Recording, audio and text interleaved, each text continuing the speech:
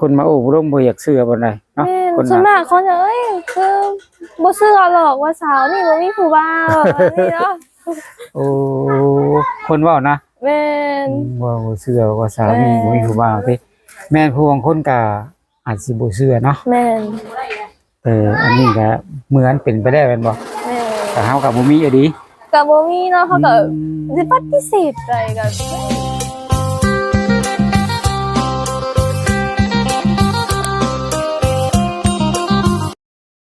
จ้ะสบายดี สบายดีน้องทีเด้อมื้อนี้ก็เวียนมาหาเนาะเพราะว่าบ่ได้มาหาน้องทีโดนแล้วเนาะแม่นมื้อนี้น้องทีเฮ็ดหยังขึ้นมาน้องหลานมื้อนี้ทำงานหยังขึ้นมาเนาะโดยเลยได้เฮ็ดเวียกนำให้หน้าตัวเองบ่ปลูกมักสะดีเนาะปลูกมักสะดีปลูกผักปลูกมาพวกพริกหยังเนาะโอ้ปลูกสะดีแล้วก็ปลูกผักปลูกพริกเนาะโดยน้องหลานเอาน้ำใส่หดน้องหลานน้ำนองเนาะแต่หากก็สิบกแหละโอ้น้ำนองนี่ใกล้สิบกแล้วแม่นตักเอาเนาะตักเอาว่าน้ำนองแม่นตักน้ำนองซีรีส์ใกล้สิเก้เลยใกล้แล้วเนาะหักเป็นหมากเลยเนาะเป็นแล้วเป็นหมากแล้วมันพริกนี่ใช่บางทีเป็นหมากเขาเป็นแล้วจ้ะโอ้แต่จึงได้วางแผนไว้ไปส่งตลาดเลยเนาะจักเนาะเดี๋ยวว่าเห็ดพอเพียงบ่ด้วยนะมันหลายกับปิดขายน้ำโดยถือว่าปลูกลายอยู่นะบางทีเนาะปลูกอยู่น้ำปลูกให้หน้าเดินน้ำเนินเนาะเอาน้ำหนองหดที่หักมึกหักแต่บ่ได้มีอันจักดูใช่ว่าบ่ได้ใส่ว่าจักกะมันก็ดูดบางเทื่อก็ดูดได้บางเทื่อก็ดูดบ่ได้มันแบบหลายปีแล้วมันก็จะเพ่เก่าแล้วเนาะห่างบ่แล้วก็เลยห่างเอาแบบนี้เนาะกูบ่ได้มาหาน้องที่ลายเรือนนะเนาะลายเรือนน้องก็เลยว่าใหญ่ขึ้นเป็นกองเลยแม่นบ่แม่นใหญ่ขึ้นเป็นกองเลย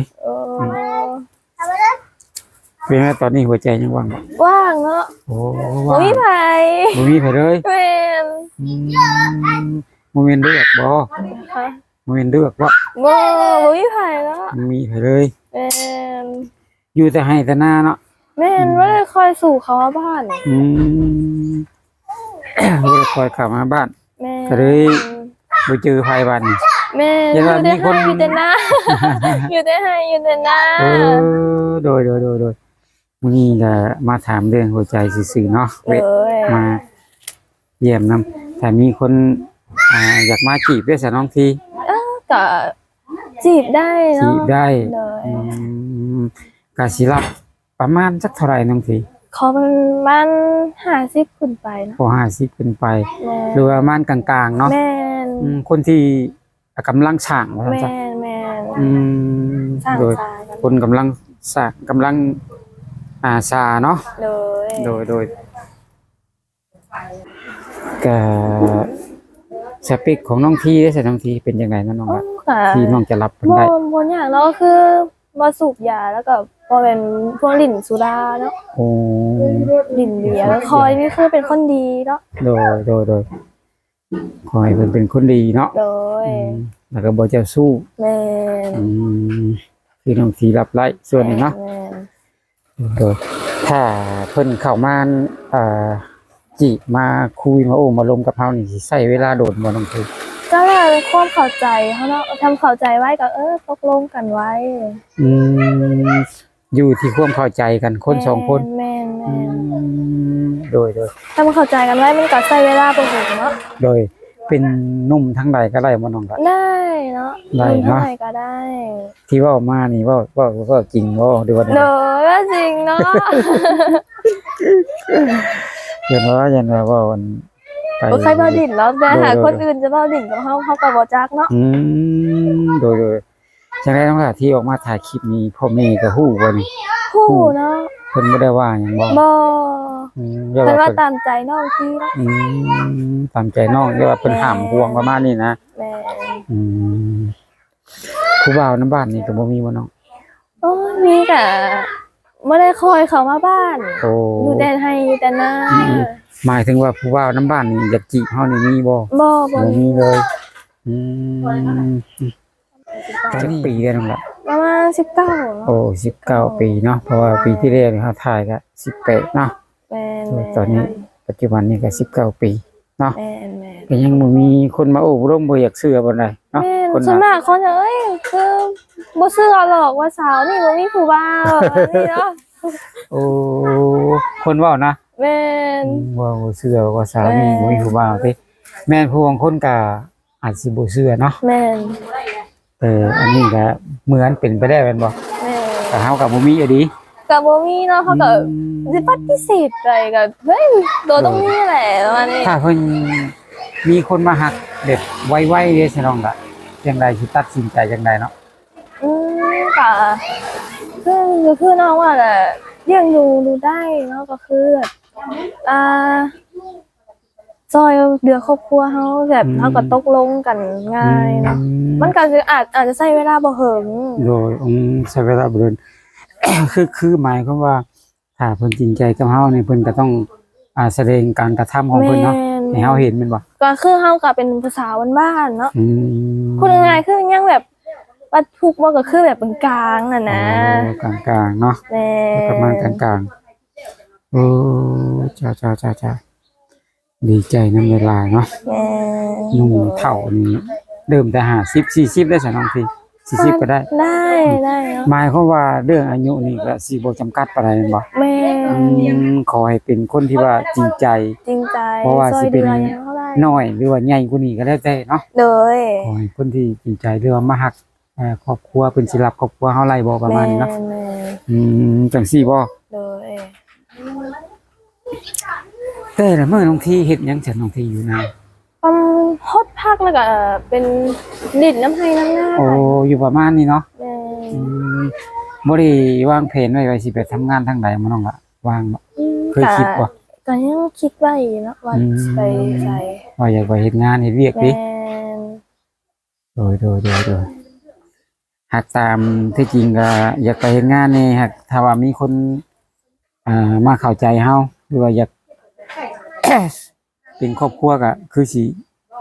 ได้เนาะ เลย อืมเบิ่งครอบครัวเบิ่งได้ เออ จ้าแต่เจ้พ่อแม่พี่น้องเลยมื้อนี้ก็อากาศร้อนๆเนาะน้องพี่เนาะ แม่ อากาศ ห่อน ร้อน อบอ้าวเลย ตอนนี้ก็จะหัวใจนี่ว่าง 100% เลย ว่าง อืมถ้าหนุ่มคนใดสนใจเนาะน้องทีเนาะ แม่ หรือว่าสิเป็นคนที่ถ้าเพิ่นมีลูกมีเต้าติดมาได้ซะน้องทีเป็นพ่อห้างพ่อหมายอะไรประมาณนี้สิน้องทีสิรับเพิ่นได้บ่เนาะ ได้เนาะ ฮะ รับได้เนาะ รับได้อืมยันว่าเพิ่น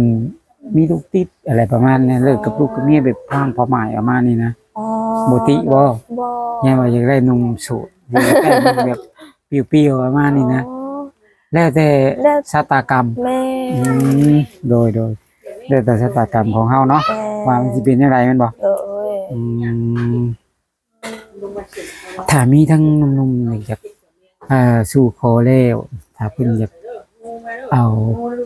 ไปเฮ็ดเวียกเฮ็ดงานนำได้ซั่นบางทีกะสิไปไล่บ่ ไปคือไปน้องก็ต้องไปอยู่พุ่นแล้วก็มาอยู่ลาวแล้วแม่เพราะว่าแม่บ่มีไผเนาะ โอ้สมมุติว่าเป็นหนุ่มไทยเนาะ แม่ สมมุติว่าเป็นหนุ่มไทยถ้าว่าเอาน้องทีไปเนาะ เล ไป ย อยู่เฮ็ดเวียกเฮ็ดงานแล้วก็ไปๆมาๆว่าซั่นซะ แม่ อืมโดยอาจสิใช้เวลาบ่โดนถ้ารักแท้เนาะน้องที เลย ต้องดูใจกันประมาณสักพักเนาะ แม่ อืมโดยเป้า เข้าใจกันง่ายดี เออ อันนี้ก็เป็นโอกาสแบบธรรมชาติเนาะซื่นๆเนาะ เลย ก็ชอบหนุ่มทั้งหลายน้องทีเป็นพิเศษนะถามจากใจน้องทีเลยเนาะ น้องที่บ่ติดเนาะทั้งไหนก็ได้ โอโบติเลย แม่ คือหมายความว่าฟังใดก็ได้ฟังไทยก็ได้ เลย หรือสิเป็นหนุ่มฟังลาวเฮานี่ก็ได้เนาะ เลย ขอให้เพิ่นเป็นคนดีว่าซั่นซะ แม่ ขอให้เพิ่นฮักเฮาเนาะ แม่ อืมโดยอ่ะจังได๋ครับคือสิได้ ถามหลายเติบแล้วน้องทีเนาะ โดย ก็สิบ่ได้รบกวนเวลาไว้พี่น้องเอ้ยถ้าว่ามีไวๆนี่ก็แฮงดีแม่นบ่ โดย ถ้ามีไวแฮงดีจังได๋คนเฮ็ดนาว่าซั่นซะ ใกล้ลำหน้าแล้วเนาะ โดยลำหน้าปีนี้เด้ใช่สิมีน้ำมันเฮ็ดบ่ปี โอ้ นี้เนาะ ยคือน้ำมันก็แพงน้ำมันก็ขาดอีกเนาะ น้ำมันกับขาดน้ำมันแพงอีกได้ปีนี้เนาะน้องที ต้องซื้อเห็นหน้าหรือเปล่าไม่ได้เห็นหน้าหรือเปล่าปีนี้ จังได๋ก็สู้ๆน้องทีเนาะโดยเปิดอกเปิดใจเนาะตอนนี้เนาะ โด เปิ ย ดใจ100%แล้ว โดย จะบ่รบกวนเวลาของน้องทีเลยเนาะ โดย ให้น้องทีไปฮดพักต่อซะตอนนี้เนาะ โดย จะสบายดี สบายดี โอเคพ่อแม่พี่น้องเลยหลังจากที่โอลมกับสาวน้อยวัย19 ปีพ่อแม่พี่น้องก็คือน้องทีเนาะตอนนี้ก็มาเยี่ยมยามมาแวะหาเพื่อนพ่อแม่พี่น้อง ตอนนี้เพิ่นก็ยัง